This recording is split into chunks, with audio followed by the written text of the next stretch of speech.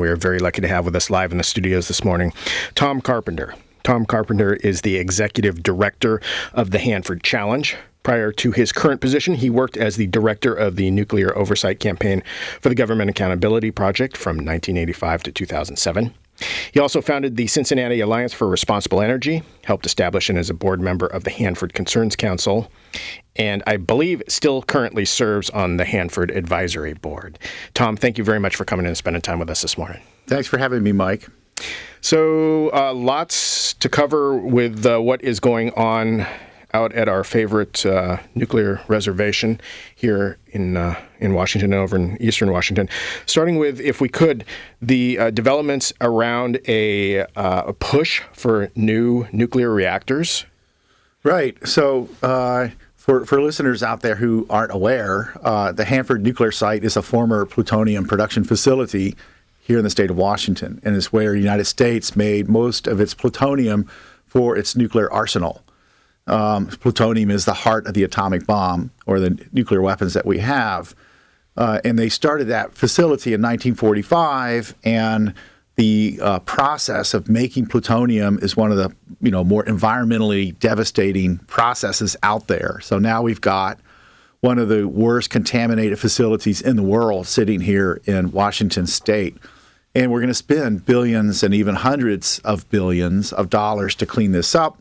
We've put a lot of people in harm's way, workers and downwinders around the site.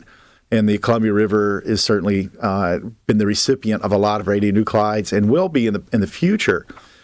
So given that's the background, so Hanford is really a nuclear nightmare in its own right. And yet there's now a proposal out there to have a new breed of nuclear reactors come to Hanford.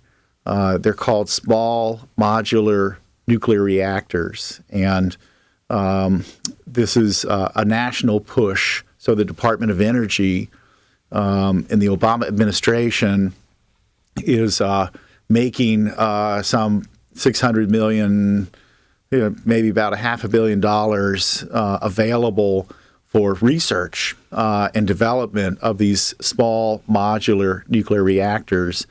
And the Hanford community wants some of that money. They want to develop that. There are some people there with big plans to not put one reactor there, but to make the reactors there maybe, and have a new lease on life for the nuclear dream. And the bulk of our Washington lawmakers support this.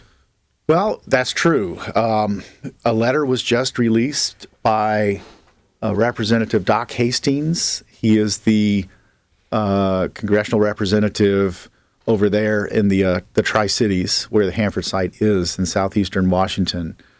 And I think my shock, every congressional representative from the state of Washington, except for Jim McDermott, signed this letter saying that they would like to see, urging the Secretary of Energy to choose Hanford for development of the small modular nuclear reactor.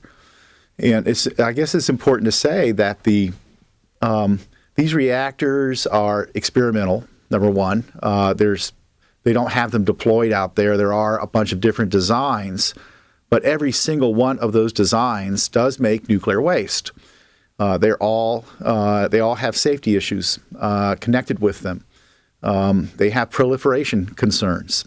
There's threats from terrorism. In other words, the same kind of issues that you get with regular nuclear plants haven't been solved in these small modular nuclear reactors. They're at a smaller scale, but it's important to note that the radioactivity inside these smaller plants is still very dangerous to human life at microscopic levels.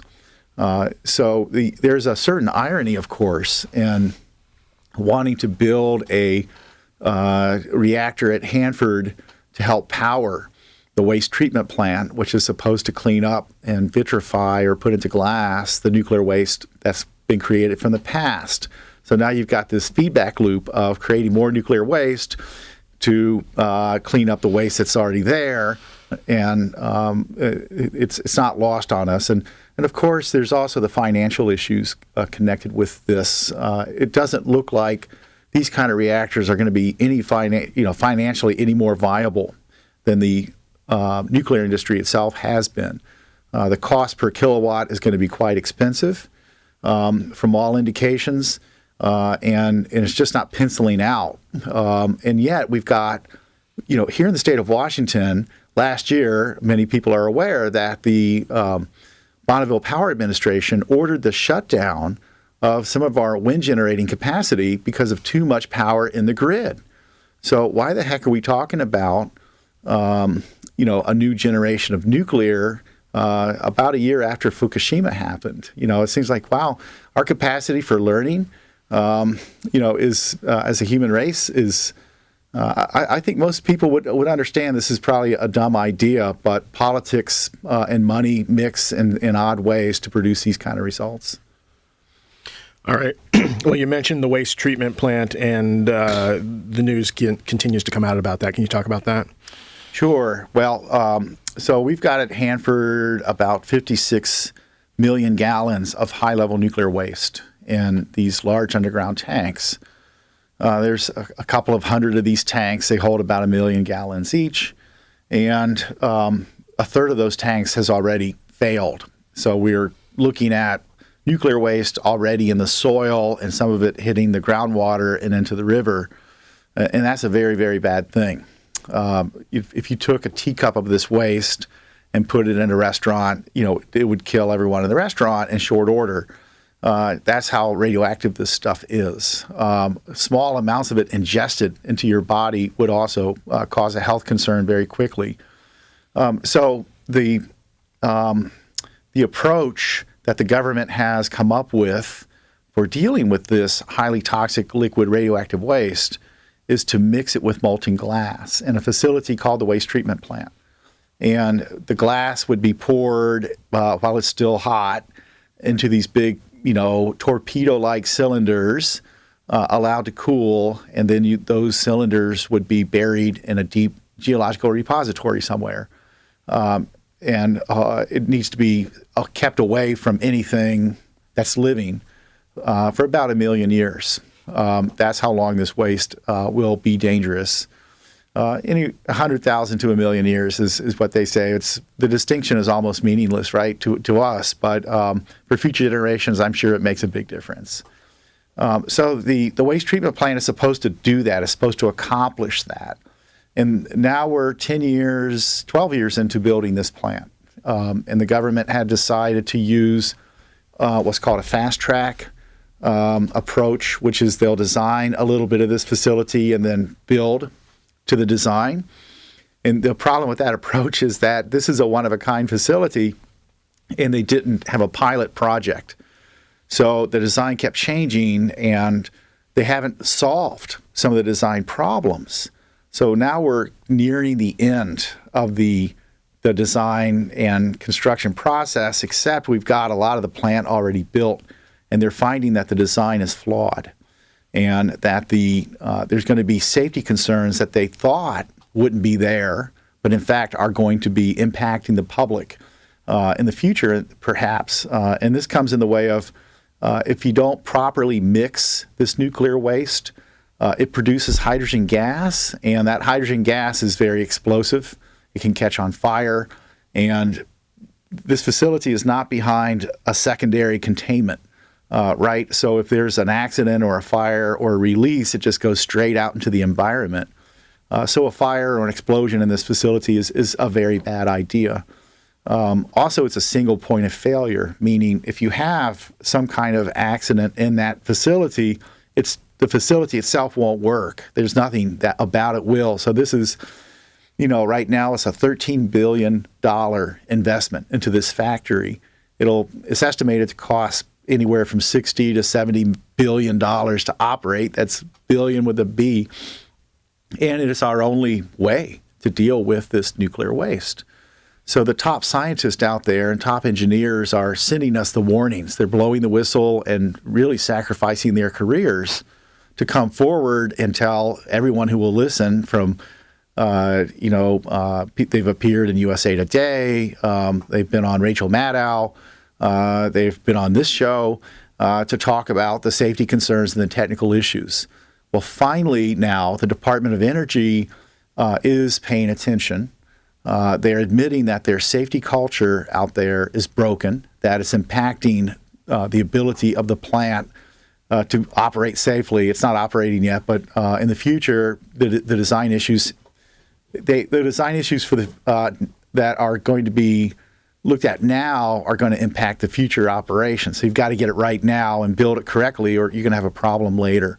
So they're admitting to all that, and they've got to fix that safety culture so that workers and employees can come forward with a safety concern.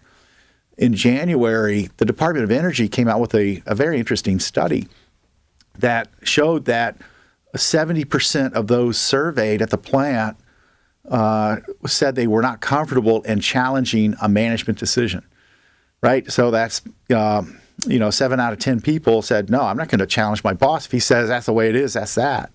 And over half of them surveyed said that they wouldn't raise, or they weren't comfortable raising a safety concern. These are huge numbers and very disturbing because it now brings up the issue of, oh, gee, well, what hidden defects are out there that we just don't know about? And we do know that vessels are arriving from vendors that make these like big tanks, in other states and even other countries, full of defects, right? Bad welds. There's one vessel out there now that's sitting on Hanford soil that was made outside. It's got 60 major welds on it, only 3 of which are good. The other welds are just bad welds. So they sent an inspector inside this vessel. He found about 100 problems. How did this happen? This is supposed to operate inside a nuclear facility and keep us safe without maintenance for 45 years. And this kind of thing is going on. And, I can hear Hanford manager saying, yeah, but we caught that one. Well, what about the ones you did not catch? And that's what really gives us all the willies, is you're going to operate this facility in the future with some of the most dangerous, volatile materials ever created by humans, and we have to get it right up front. So we've got somewhat of a choppy path ahead of us. If we're going to get this fixed, it's going to have to be a pause in construction and design, get that safety culture fixed, and then kind of rethink where we are. That is not a popular option because that means, shutting down jobs temporarily. It means blowing legally enforceable deadlines, and the cost is going to go up. But if we don't do those things, we're going to lose the whole project. And let me get this straight. We are for this project. We want the waste treatment plant to go forward, and so does everyone else. We've got to have a plan for dealing with the waste in those tanks. If we don't do that, then those tanks will continue to leak in the future. We'll have a bigger environmental mess, and we don't have a plan B if the waste treatment plant does not work. That's a long answer, sorry. No, that's great. So, and this facility is, once it is completed, is basically meant to run on its own. There's no way that you're going to be able to go in and tweak things if there's a problem. Is that correct? That's a good point. The design of the waste treatment plant uses a black cell technology. And I guess it's called a black cell because once you seal it up, there's no doors, there's no windows, there's no lights. It's supposed to operate without any maintenance or inspection or repair for some 40 years, 45 years. I don't know of any place like that. And in fact, I think, they've got this in Britain, and they did have a pipe leak. There's a break in a pipe in a black cell at a place called Sellafield, and it ruined the plant. It was like 45,000 gallons of nuclear waste, and they're projecting that it might cost as much as $20 billion just to clean that up. So there's some risks with this approach, and there are other approaches they could have taken, but they kind of were in a hurry to get something going, and they hired the British to do the design. And now we're stuck with a design that really is getting in our way. So it's one of the things that they may have to redo or abandon as a technology, is that black cell technology.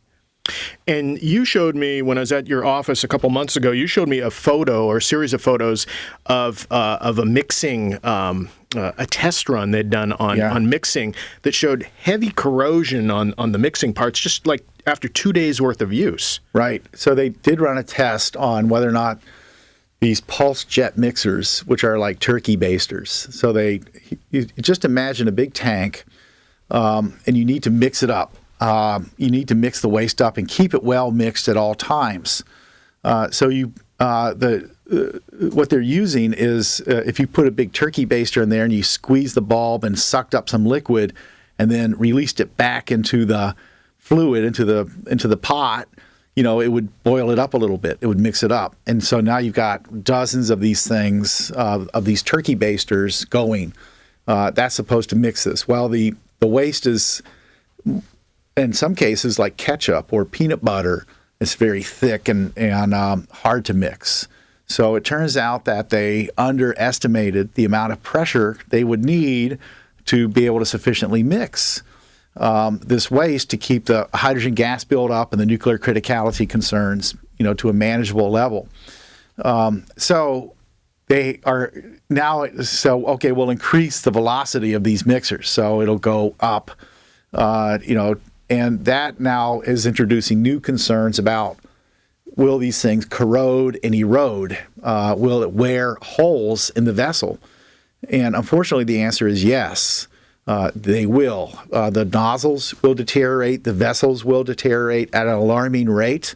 We don't know exactly how fast, but unhappily, the designers chose a softness of metal that, on a scale of 1 to 10, with 10 being the hardest and 1 being the softest metal, was a 2.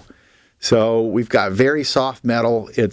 They can't just go rebuild all these tanks and vessels at this point, without substantial reinvestment. So they're kind of in a pickle.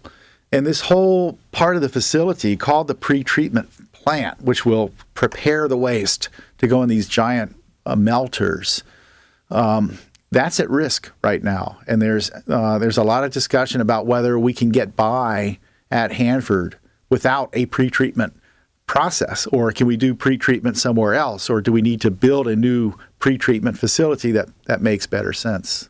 So, and again, just so I'm clear on this, so these photos, the corrosion after 2 days worth of use, potentially this could have been a part that was anticipated to work for 45 years? Right. It's they won't. I mean, no scientist out there is now saying they will. It really appeared it wouldn't make it for a week.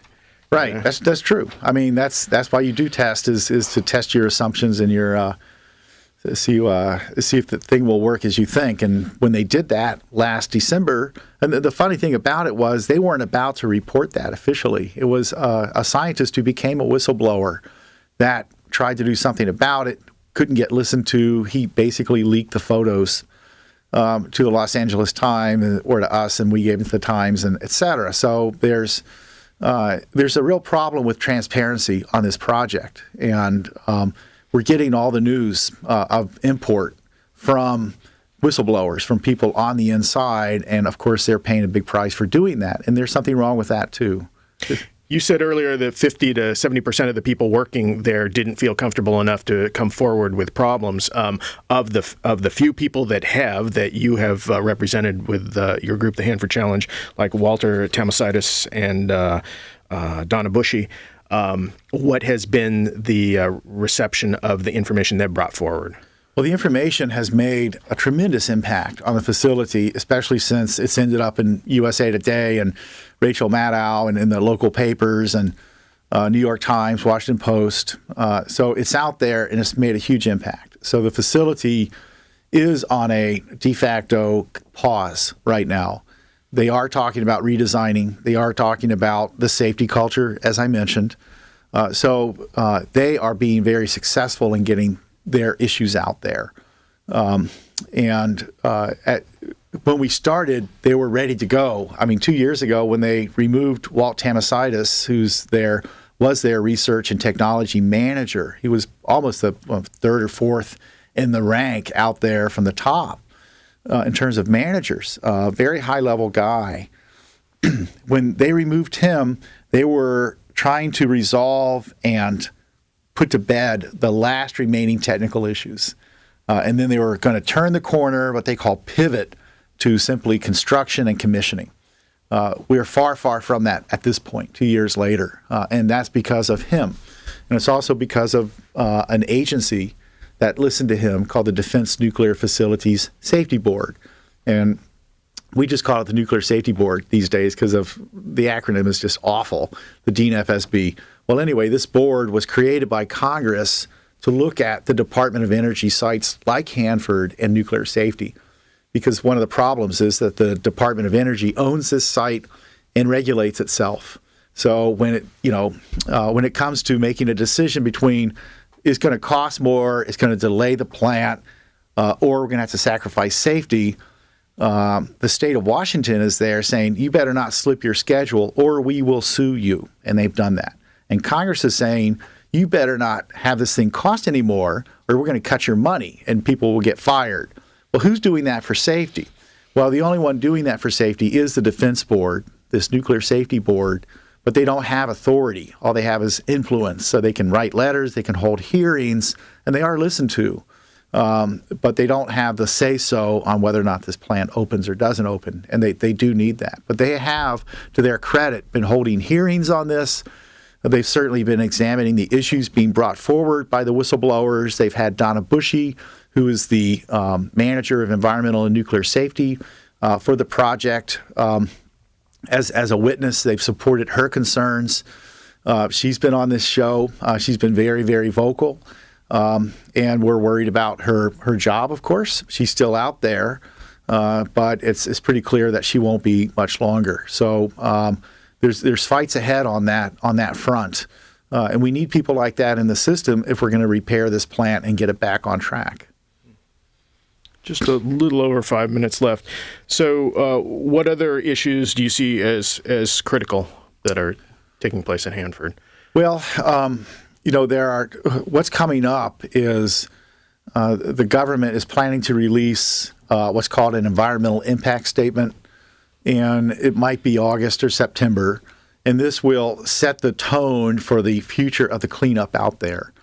And the draft of this environmental impact statement was awful. In fact, they're required to look at all the alternatives to what they should do for cleanup, including how they should clean up the tanks, how they should run the plant, the VIT plant, the waste treatment facility, how much waste they should clean up from the soil, how much groundwater, all those things. And none of the alternatives they mentioned happened to comply with environmental laws, not a single one.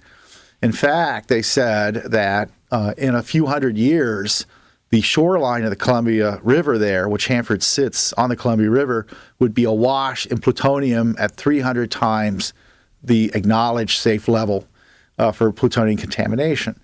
That's with the cleanup being done. So we've got a huge problem with the amount of cleanup that is is currently on the books.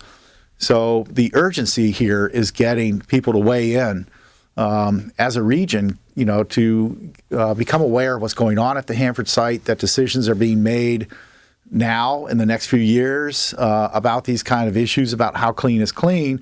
And of course, we've got our entire political spectrum pushing for the new nuclear reactors out there, including Jay Inslee, by the way, who's I like him. I think he's very much into good, green energy, et cetera. But this is one call that I don't agree with. And I think the public ought to be weighing in with their representatives on what they think about a new generation of nuclear at the Hanford site. It's quite concerning to me. How can people get involved with this issue? Well, you could go to Hanford Challenge's website. It's hanfordchallenge.org. Washington Physicians for Social Responsibility is out there. They're working on this. Heart of America Northwest, Columbia Riverkeeper for those folks down in Oregon. So there are groups that are paying attention to what's happening. We know how to plug people in based on their skill sets and their interest and their passions, anywhere from a scientist to just someone who wants to staff a table. If all you want to do is do something right now or in the next week, pick up your phone, call your representative, call your senators, and say, "What's this about new reactors at Hanford?" And say how you feel about that. How critical are the public meetings that they have? I know they had a series of them this last May, and there was relatively good turnout, I heard, for the Seattle one. But how critical is it to the people in D.C. and Tri-Cities that people show up to those? Oh, it's hugely critical. It's very, very important. And even though it doesn't seem like it when you go to the meetings, because I call it Kabuki Theater. Everyone says kind of the same thing, and the agency reps often sit up there and don't answer questions. That's starting to change. But when there's almost a 100% consensus from the audience, and there's thousands of comments opposed to an insufficient level of cleanup, for instance. So we need better cleanup, opposed to bringing more waste to bury on the Hanford site. Then that makes a big difference. And in fact, since we had an initiative out there, I-297, that was an initiative to block the bringing in outside waste to bury at Hanford, to stop Hanford from becoming the nation's nuclear waste dump. And a coalition of groups worked on that in 2004. That initiative passed with some 70% of the vote in favor of that initiative. And even though the Ninth Circuit overturned it and said, no, they can do what they want at the Hanford site, there has not been any nuclear waste brought in and buried out there. It was a very significant political message for the state of Washington and for Washington, D.C. and our own representatives that this is how people feel. They want this site cleaned up. They don't want to add new waste to it. And so it's all about how the public feels and how energized they get to weigh in on this, because people's political careers can ride or fall on an issue like this. Just about a minute left. Can you briefly give us a really quick summary of Fukushima? Fukushima is still there. We're still having an accident a year and 3 months later. Reactor number 4, the spent fuel pool, is still in a very precarious condition, and they're having weekly earthquakes still. Nothing as bad as what they did have with the 9, but they are having 6 and 7s all the time. There's a great deal of concern about whether or not this spent fuel pool, which has a tremendous inventory of cesium and strontium-90 in it, if it fails, that it could be much worse than the original accident, which is kind of scary because the original accident obviously contaminated huge areas of land and sea, and that's still happening. They still have not controlled any of the reactors that have melted down. This is going to be a very, very significant long-range issue for us, and we're seeing it here now in Washington as the debris is starting to wash up on Washington and Oregon shores and down to California. To my knowledge, they haven't found a piece of radioactive debris yet. That's good news, but they have found, some radioactive sea life, and that's probably going to continue. So yes, Fukushima is of great concern and remains that way. All right. Well, with that, we are unfortunately out of time. I want to thank you very much for coming and spending time with us this morning. Hey, thanks, Mike. My pleasure.